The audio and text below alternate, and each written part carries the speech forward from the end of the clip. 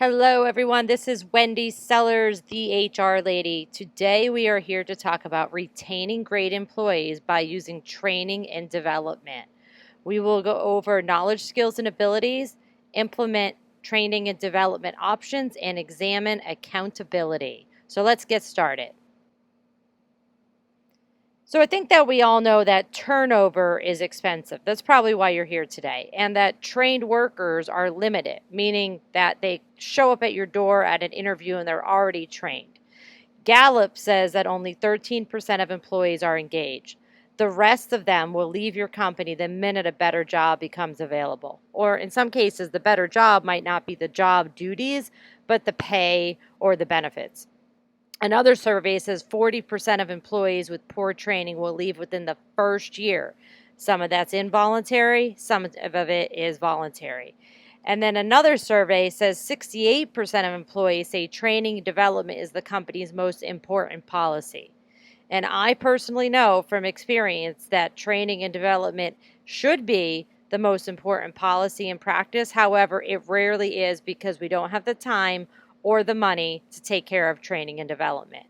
Professional growth through training will help keep great employees at your company rather than handing them over to a competitor who says, hey, come over here, I'll train and develop you.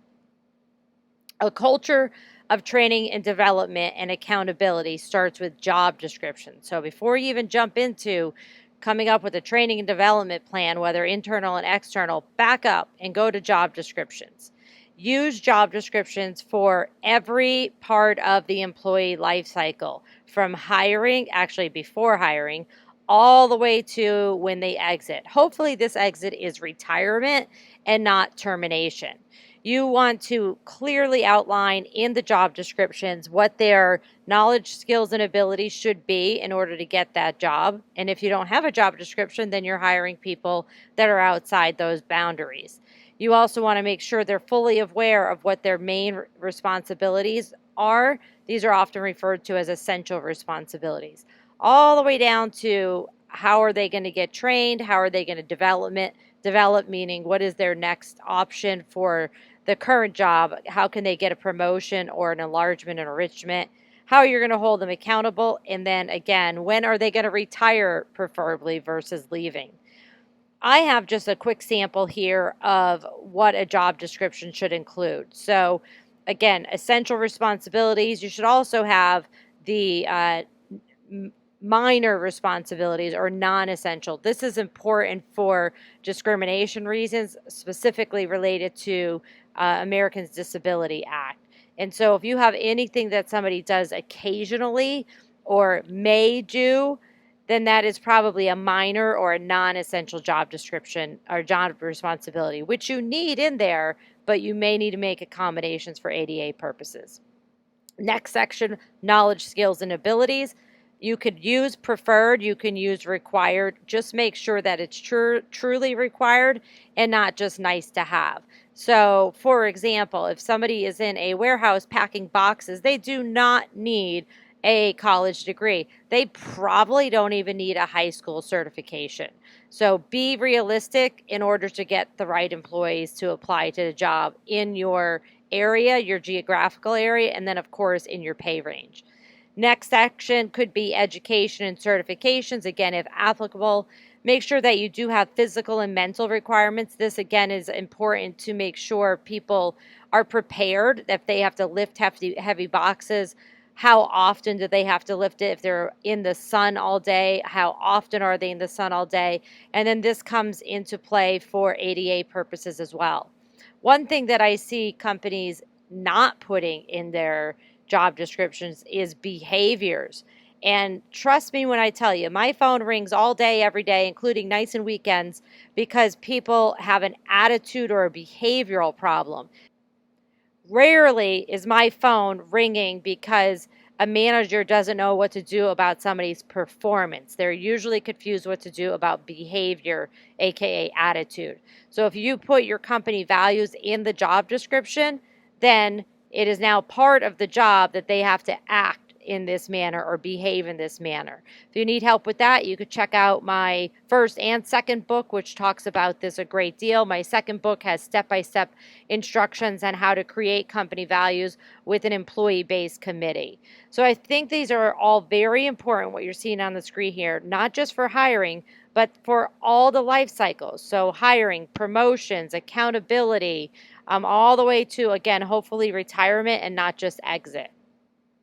You're going to need to determine what the knowledge, skills, and abilities are, and then use these to create job descriptions for every single role in your organization. You might want to even do it for yourself, even if you're the owner, so you could then use that job description to start delegating some responsibilities to someone else. Do your employees' KSAs match the job description requirements? Often I find no, that's not the case. The other thing that I find is if we're a company that doesn't have job descriptions, we often start writing job descriptions to the person rather than the role. So this is what Mary does versus this is what the administrative assistant should be doing.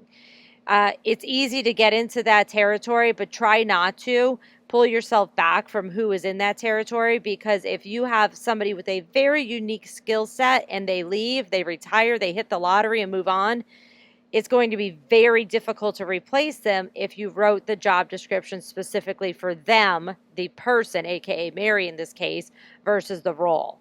Identify what you can train for and create a plan. So now you have the job description for the role. You're sticking the person in there. Oh, wait a minute. You need to get some more skills. See if you can train them internally, either yourself or another coworker can train them. See if there is an external source that you can get, and make sure that they are trained properly before they are fully in that role. If you yourself say, we're going to train them ourselves, I know it, I know what they need to do, and I could train them. How do you train?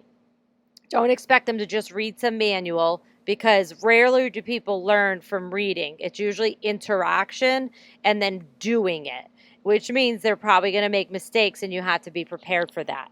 First, you should tell the employee how to do it and why. So not just how, but why are they doing this task? Adults want to know why they're doing a task so then they could comprehend and give advice if there's a better way to do it. Then you want to show the employee how to do it. So if it's a physical task, they're going to be watching you do it.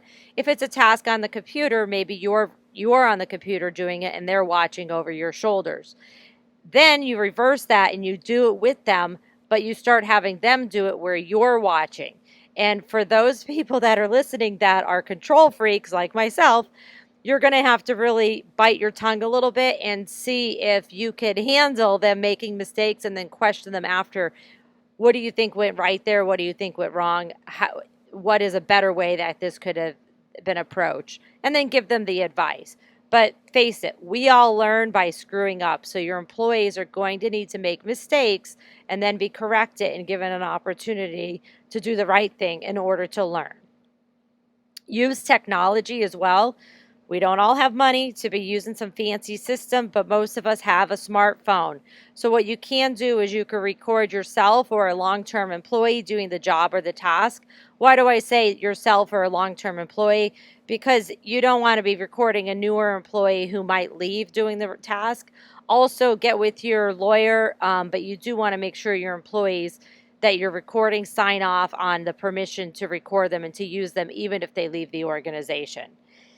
Use this for training, especially if the action only occurs once in a while.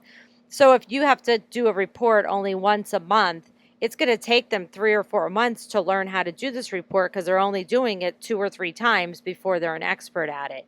So this is where you can grab your phone and record yourself doing something on a computer, or you can use a screen capture tool if it's something on a computer. If it's a manual, physical job, then a smartphone is probably best.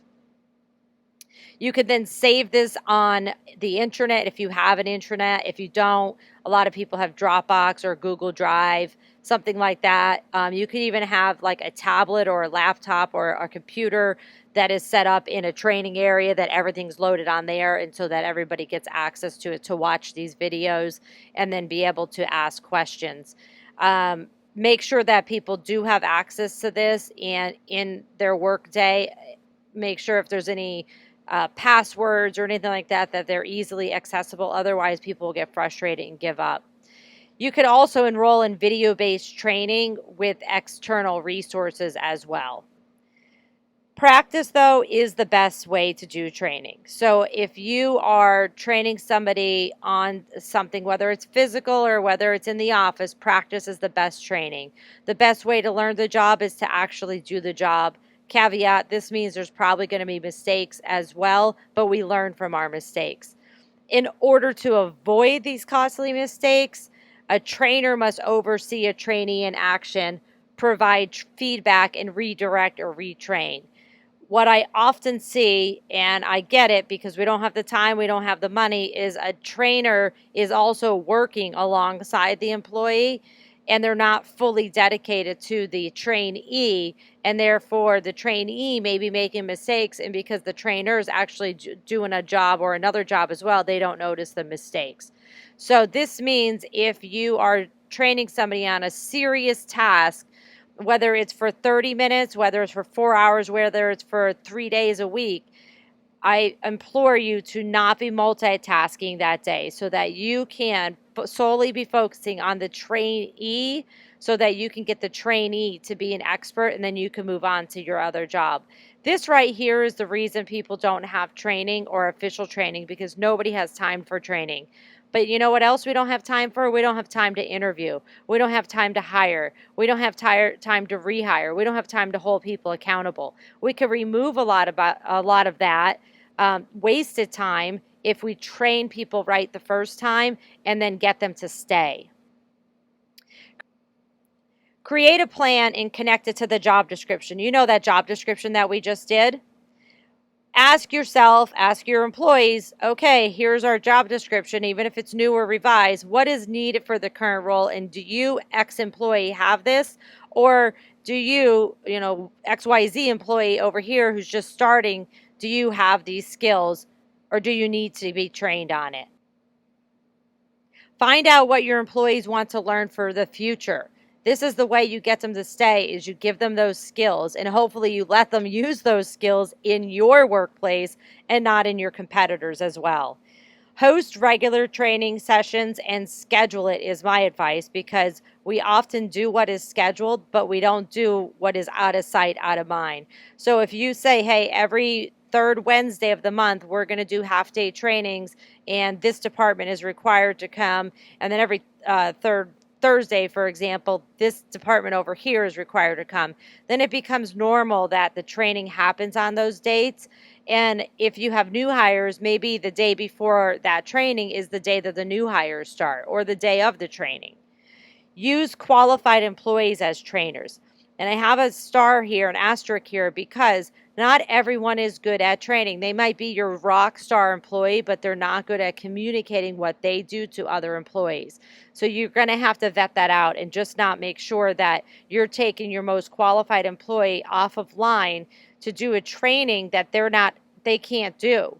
They may be an expert at it, and they may be able to advise another trainer what's going on, but make sure that the person or people doing the actual training are good trainers, which means they have to be good communicators and even better listeners.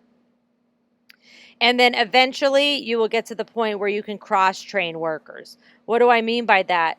Like I said, you may have your best employee, but they're not a good trainer, but an employee under them is an excellent communicator and listener, and maybe they're the person that actually does the training. Maybe they only do 1 hour of the 4-hour training. So eventually you can get to the point where your workers can cross-train each other. And also recall that you're going to be recording this, whether it's on a fancy video system or just on a smartphone or a voiceover, and you could use those for future efforts. Now, the best way to learn is to physically doing something. So if you're only showing videos to new hires, that's not going to be 100% effective, but at least it'll be much more effective than giving them nothing. Okay, so we hired people, we got them trained, now what? Now you have to start an accountability culture. You may have seen this model before, it's called the SMART model. And this is where you will clearly outline what you are going to hold them accountable for. Make sure that you are very specific. I want X widgets made every Friday. And so now they have, if they work Monday to Friday, to create X widgets by Friday at end of the workday. Make sure that it's measurable. In that case, the amount of widgets would be measurable, but maybe you want X successful widgets or X widgets that have not been QC'd out. So making sure that it is measurable. I personally think in this model, the M is the most important word because we could sometimes be specific and action oriented, realistic in time, but we don't know how to measure it as yes, you're an excellent employee or no, you're not. So everything can be measured in one way or the other. It's just sometimes hard to figure out how to measure things. A is for action oriented, R is for realistic, and T is for timed. These are all very important in this model. When you are holding people accountable, make sure that you're fair and make sure that you're consistent. Whether somebody has been there for 10 years or 1 year, you should be fair and consistent if they're in the same job role. Provide honest yet constructive. So those two words are important, is honest yet constructive, factual and professional feedback. If you are honest and not constructive and you're just telling somebody they're not a great employee but not giving them actual professional factual feedback, they're probably going to start looking for a new job while they're accepting your money. Be sure to always counsel and discipline in private. It builds trust and respect, and then people are going to feel more comfortable coming to you if they do have an issue. Ask for solutions during accountability sessions. So when you're having talks with your employees just to catch up with them, or you're having serious feedback conversations, ask them for solutions. They might have some really, really great ideas that you never even thought of. Now, they may have some other ideas that just aren't going to work, but this will give you an opportunity to talk to them and explain why it's not going to work, but thank them for their opportunity to speak up as well. And finally, this one's a tough one. Consider that poor performance is often a reflection of management. Sorry. More on accountability culture. Be transparent. Do you discuss the elephant in the room? You do have to be careful with this, right? Because if you're discussing an elephant in a room and it's a legal situation, ADA, FMLA, labor law, something like that, that is nobody else's business besides management and the employee. And in certain levels of management, they may not even be privy to that information. But other than that, if somebody screwed up, you could say, hey, we had a mistake yesterday and I'm taking the blame for it because I didn't do proper training. So everybody gather around. I want to talk about how we're going to work through this without actually pointing to the finger that everybody already knows made a mistake. But you as a leader, you as a manager, you own that mistake, not the employee. Ask yourself if you're fair and consistent to everyone. Do you treat everyone the same? No excuses. I bet you don't, because we rarely do. We often have an excuse of, I need that person, or that's just Joe. That's just the way he talks, or that's just Philip. That's the way he orders people around. You have to have no excuses whatsoever when you're holding people accountable. Make sure that you're treating them fair and consistently. Do you provide coaching, discipline, and improvement options, or do you expect everyone to magically show up on day 2 of employment and know everything? That's impossible. You need to be able to coach people and then discipline them and give them improvement options and opportunities. Here's a good question. Do you hold people accountable by driving them away from something, which is fear, or towards something, which is satisfaction? There's a time for both, right? But if you're always only driving somebody away from something by fear, meaning do this or you're fired, they're already, cutting their losses and looking for another job and doing the minimum required so they don't get fired till they have a new job. And then finally, do you empower people to take actions, allow for mistakes, and discuss lessons learned? Once you start saying, I made a mistake and this is what I've learned from it, other people will start owning it too. And seriously think about a time when someone you admire says, I made a mistake. Did you think less of them or more of them? I often get that I thought more of them. Now, if you're saying I made a mistake every day, people are going to start questioning your professionalism, your sanity, and if they should respect you or look somewhere else. My advice for any manager is to get rid of bad apples. Keeping a non performing employee around is demotivating to their peers. They are basically doing their work while everybody's getting paid the same. This goes for the same for jerks at work. So there's a difference between performing, which is the first bullet, and then behavior, which is the second bullet. They could be the best performing employee, but if they're a jerk to other people, get rid of them.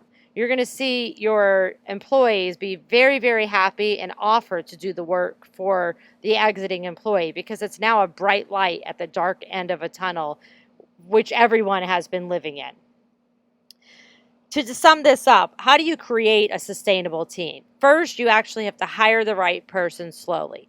And what I mean by slowly is actually setting up the process before you even start interviewing. So you can hurry up and hire someone, but you have to set up the entire process, which means setting up the job description, making sure it's right, making sure the pay is right, making sure you've done research on pay in your area.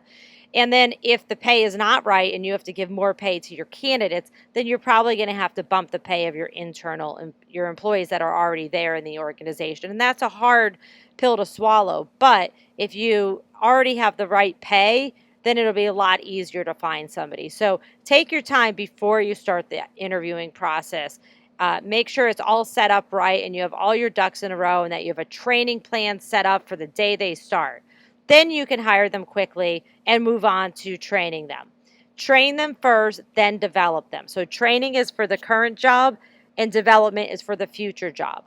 They may have experience of 20, 30, 40 years in the workforce doing a similar job as the one you're handing to them, but they're not going to ever know your processes and procedures. So they're always going to need to be some kind of training. Pay and reward them effectively. So we've already talked about pay. Doing pay research, you could easily do this by just going online and finding out what your competitors are paying in their job ads. Most people list their job ad somewhere, and or their job pay somewhere, even if it's not in their job ads, it might be in employee reviews like Google reviews, Indeed reviews, things like that. And then rewarding them effectively. Even if you don't have a great reward budget, thank you is completely free. So that figurative pat on the back for something that they did well and being very specific for what they did well, not just, hey, you're a great guy, being very, very specific of rewarding them and thanking them, saying, I couldn't have done this without you. Thank you for staying late and doing ABC. The client appreciate it. Next, unfortunately, you are going to have to hold people accountable. And accountable people seek accountability, but non-accountable people hide from it. So you may have to chase some people down. But even for the folks that are awesome and never need any feedback, you may think that they don't need any feedback, but I encourage you to go out and make sure that you are giving them the pat on the back and having conversations with them once in a while, because they may think that you don't care about them at all and they're going to go to another organization that does. And then finally, let them go when necessary. Hopefully, when you get to this point, you've already done everything that you can to save this employee and you've rethought about what you're going to do for their replacement. I also hope that when you get to this point that they're actually retiring and you're not terminating them. But unfortunately, that is a part of life. Sometimes we've hired the wrong person, even though we've done everything we can. The quicker you can terminate somebody when you figure that out, the better for everyone involved, even for that employee, so they can move on to another job that fits them better. I did want to mention briefly that all states have some kind of grants for employers. Many of them are for manufacturing type jobs, and I actually have them listed on my website at thehrlady.com / training grants. So thehrlady.com, and then go to the training grants page. I have Florida specific information, but I also have links to all states, and you can get training for grants for the type of training that I do, or for technical training too. I implore you to please look it up. Yes, it is a little bit of a process, but it's totally worth it because you can now get your current and your new employees training, and the state grants help pay for this. What a win-win, right? Your action plan, walking away from today, is as follows. Develop job descriptions. From those job descriptions, Ask yourself, what knowledge, skills, and abilities do you already have internally, and then what do you need to fill the gaps? Create a training and development plan for every role. So remember, every role first, and then every employee. The role is going to help you figure out all the gaps in the knowledge, skills, and abilities that you need. The employee is going to satisfy their need for more education, more training, more development, and then keep them retained within your organization. And then determine how you're going to hold people accountable, including rewarding them too. And P.S., apply for those grants that I mentioned. If you're interested in what I talked about today, I actually have a free white paper download that goes over this. It's called 5 Ways to Destroy Your Business. Hopefully, you're going to do the exact opposite. This is on my website, thehrlady.com, at the downloads page. And it's also on LinkedIn under my name, Wendy Sellers. And then if you're still interested in learning more, feel free to buy one of my books, one of which is called Suck It Up, Buttercup. Be a leader, people will follow. You can find this on my website or on Amazon.com. Thanks for having me today. Reach out to me if you have any questions whatsoever. Take care and stay safe.